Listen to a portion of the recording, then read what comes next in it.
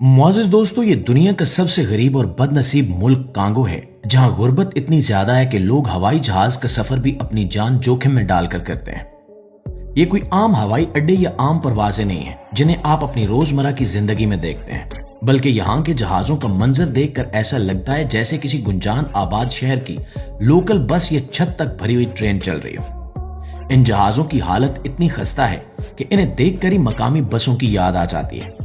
हुकूमत के पास इनकी देखभाल और मुरम्मत का कोई बजट नहीं है, इसलिए इनमें उड़ना मौत के साथ आंख मचोली खेलने के बराबर है। लेकिन इस सब के बावजूद लोग मजबूरी के आलम में इन्हीं टूटे फूटे जहाजों में सफर करते हैं।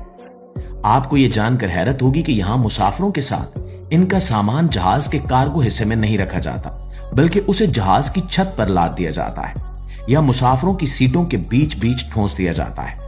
और जब ये जहाज फिजा में बुलंद होते हैं तो अंदर का माहौल किसी सब्जी मंडी या जानवरों के बाड़े से कम नहीं होता, जबकि सीटों की हालत ऐसी है कि शायद सालों से इनकी पोशिश नहीं बदली गई और कई जगहों पर सीटें मौजूद ही नहीं है।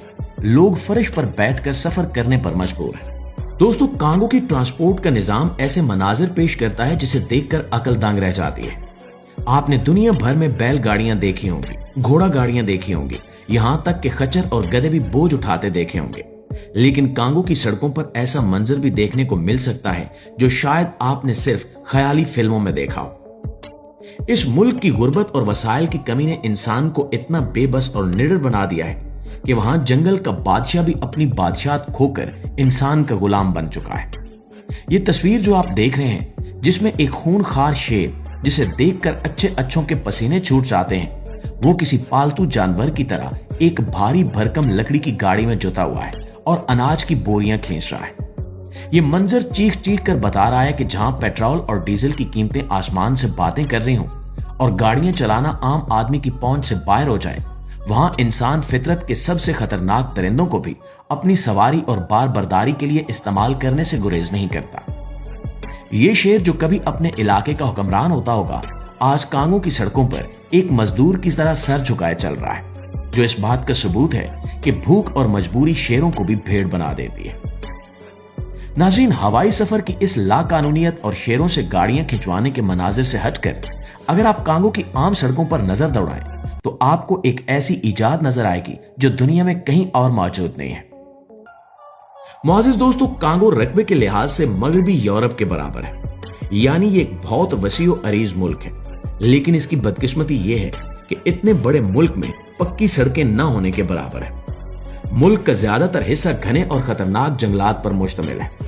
इन जंगलों के दरमियान से गुजरने वाले रास्ते या तो कच्ची मिट्टी के दलदल हैं या फिर वहां मुख्तलिफ बागी ग्रोहों का कब्जा है, जो सड़क के रास्ते सफर करने वालों को लूट लेते हैं या अगवा कर लेते हैं।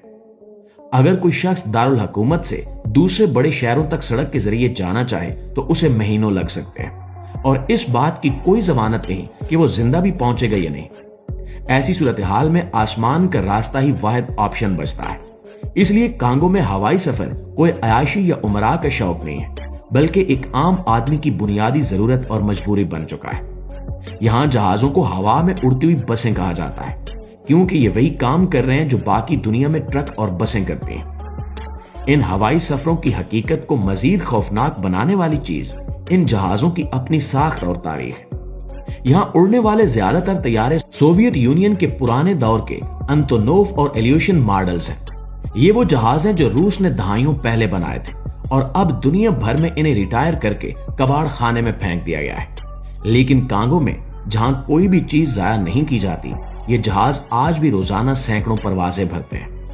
इन तैयारों की खास बात यह थी कि ये इंतहाई सख्त जान थे और कच्चे रनवे पर उतरने की सलाहियत रखते थे, लेकिन अब इनकी उम्र पूरी हो चुकी है।